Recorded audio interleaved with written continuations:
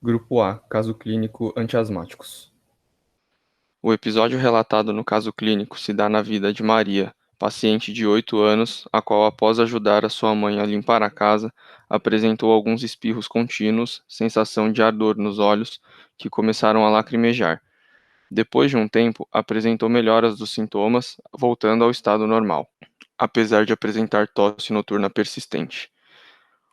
Alguns dias depois, foi visitar sua colega, que era dona de um gato. Ao chegar na casa da colega, logo se encantou com o bichano e o colocou em seu colo. Na mesma hora, começou a sentir uma falta de ar grave, tosse seca e um desconforto torácico e foi levada à emergência.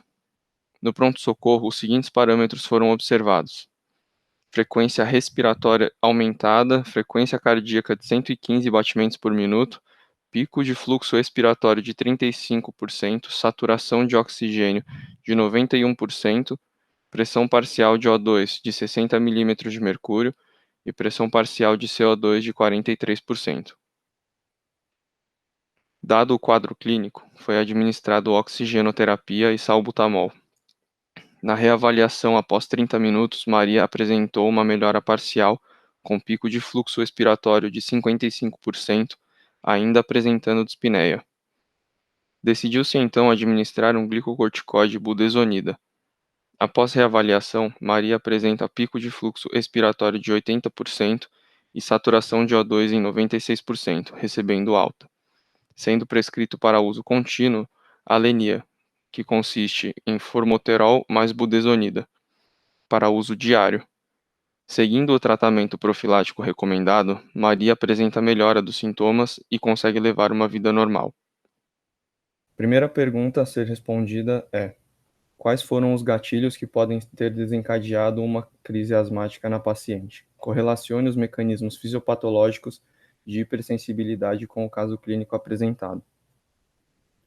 Ainda sobre a primeira pergunta, quais cuidados poderiam ser tomados na rotina e casa de Maria para reduzir o contato com possíveis alérgenos?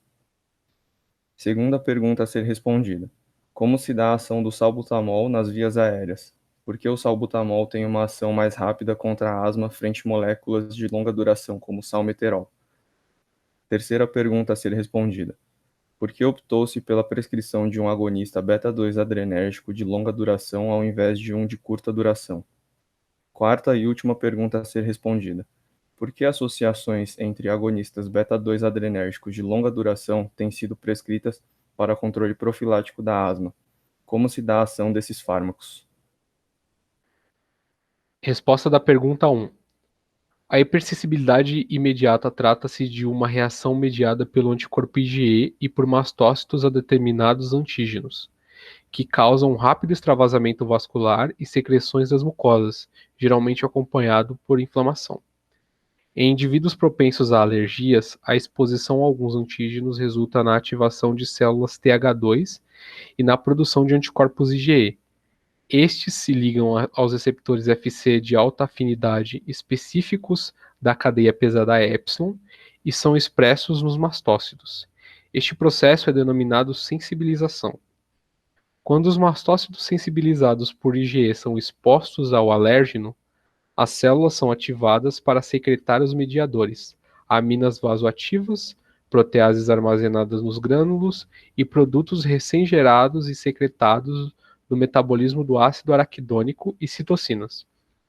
As citocinas produzidas pelos mastócitos estimulam o recrutamento de leucócitos, causando a reação de fase tardia. Na asma brônquica, os alérgenos inalados, poeira e pelo de gato, no caso apresentado, estimulam os mastócitos a liberarem os mediadores descritos, incluindo os leucotrienos, que irão causar episódios de constrição brônquica e obstrução das vias aéreas respiratórias. Na asma crônica, é possível encontrar grandes números de eosinófilos na mucosa brônquica, além da secreção excessiva de muco nas vias. O músculo brônquico se torna hipertrofiado e hiperreativo a diversos estímulos. Ainda sobre a pergunta 1, pode-se dizer que as medidas como limpeza frequente do ambiente, não utilização de cortinas e outros objetos que acumulem pó, evitar contato próximo com animais que soltem pelo como gato, como gatos, e a utilização de umidificador de ar, principalmente à noite, podem fazer grande diferença no controle de possíveis crises.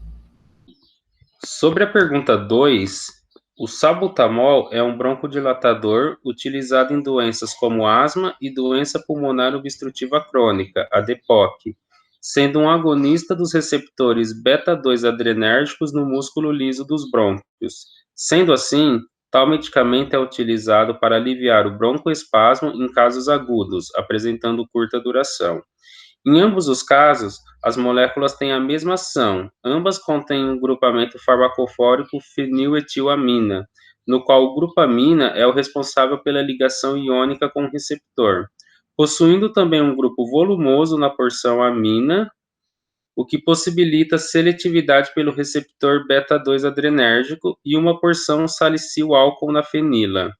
O que diferencia os dois é que o salmeterol possui uma cadeia muito longa e de grande volume, ligada ao nitrogênio e que apresenta uma boa flexibilidade.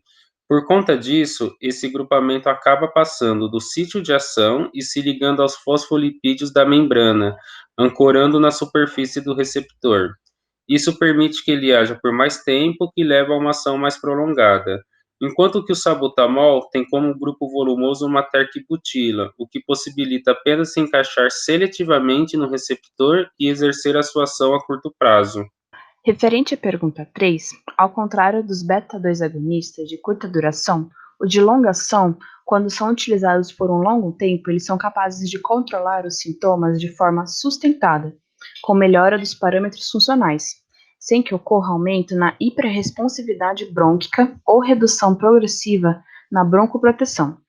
A formulação estrutural do formoterol possui uma extremidade hidrofílica e outra lipofílica, enquanto os beta-agonistas de curta duração, como é o caso do salbutamol, eles são hidrofílicos.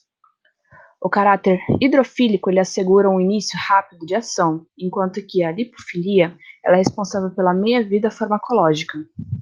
O formoterol ele é aproximadamente 400 vezes mais potente que o salbutamol em inibir a liberação de LTC4 e LTD4 após a provocação antigênica. Além disso, o formoterol, apesar de ele ser um agonista beta-2 adrenérgico de longa duração, ele também apresenta broncodilatação de 1 a 3 minutos após a inalação, o que faz dele também um medicamento de resgate. Referente à pergunta 4, quando em associação, os broncodilatadores de longa ação e corticoides em baixas doses, como é o caso da alenia, que é a junção de formoterol com a budesonida, observa-se uma ação complementar, ou seja, atuam de forma sinérgica a nível molecular, reduzindo os sintomas, frequência e intensidade das exacerbações.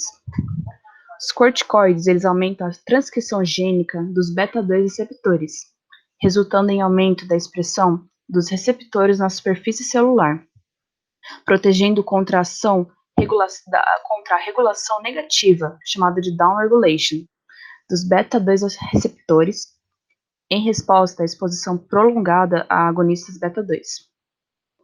Estes também podem aumentar o acoplamento de beta-2 agonistas às proteínas G, e assim intensificar os seus efeitos. O efeito primário dos agonistas beta-2 adrenérgicos de longa duração ocorre também nos receptores beta-2, mas além de sua ação broncodilatadora, eles também complementam os efeitos dos corticoides por meio da interação com a transdução de sinal de glicocorticoide.